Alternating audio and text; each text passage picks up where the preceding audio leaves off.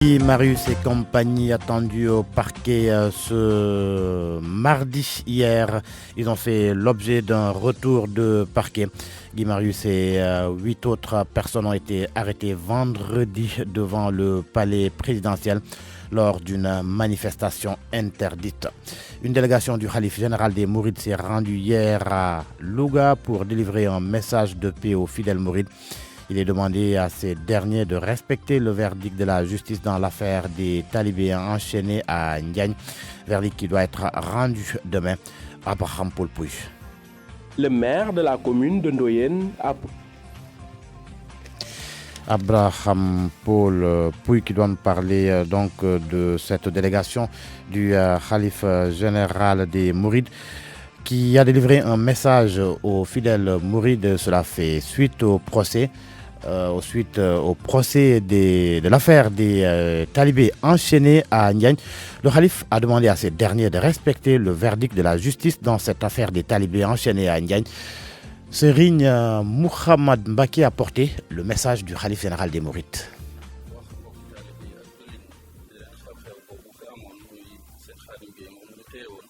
Pour dire aux fidèles que concernant l'affaire Serigne Khadim Gueye, le maître coranique, le 4 décembre prochain, le jour du verdict, que les fidèles mourides ne tombent pas dans la violence. Le Khalif général, comme il l'avait annoncé, il œuvre, il travaille concernant le dossier.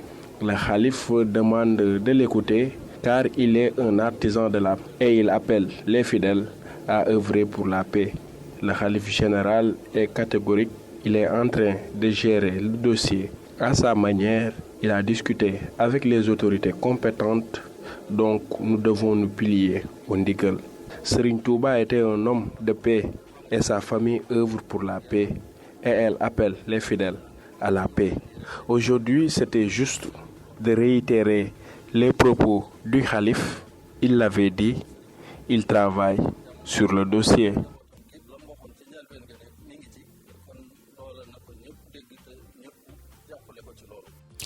Reprise des opérations de désencombrement à Dakar en présence du ministre de l'Urbanisme, du Logement et de l'Hygiène publique.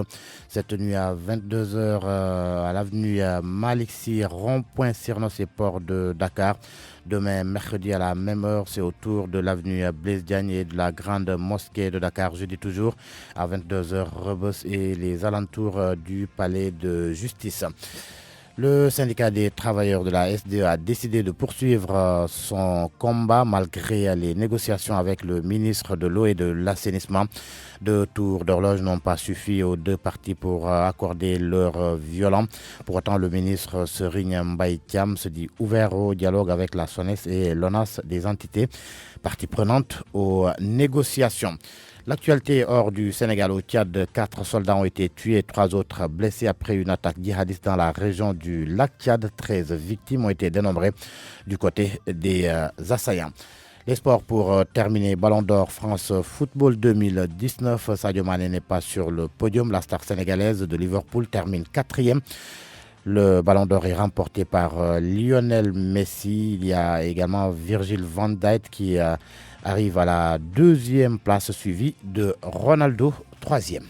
waaleykum salaam Serigne Fall Babacar maa ngi leen nuyu maa ngi nuyu waa Sénégal di leen sant di leen gërëm tey rafetlu nu ñu ànd ak ñun ji xibaaru suba si ñu doore koog lu soxal mbirum Guy Marius Sagna njiital FRAPP France dégage moom ak yeneen juróom-ñetti nit yi nga xam ne tegoon nañ leen loxo keroog àjjuma ndax yi manifesté yu doon amal ci buntu palais de la République ginnaaw bi ñu daal leen di jàppoon démb yóbbu woon nañ leen ci tribunal déféré leen ñu am li ñu naan retour de parquet tey jii ñoom juróom-ñeenti nit ñooñee war nañ leen a yóbbuwaat ca palais de la justice mu di ca tribunal ngir ñu jàkkaarloo ji ak ki nga xam ne moo di procureur. délégation bopp Serigne Mountakha Mbacké Bassirou xalifa général des Mourides moo ko yable fële ca Louga ngir mu dem ami kaddu yooyu da koy dénk taalibe ya foofee ca kaddu ya bokk na ci daal dogal bi nga xamante ne ji yoon war na koo joxe mu jëm ci sëriñu daara biñ ne dafa jéngoon ay ndongaam ca Njaañ ak dogal bu ci yoon mën di jël na ko askan wa nangoo noone te ànd kooku dal loole mooy kadduy sëriñ bi ki nga xamante ne ji moo jiite woon délégation ba di Serigne Mame Mor Mbacké ñu teewlu kaddu yi nga xam ne bàyyeekoo na ci Serigne Mouhamadan Mbacké moo indi kaddu yi leeral yi.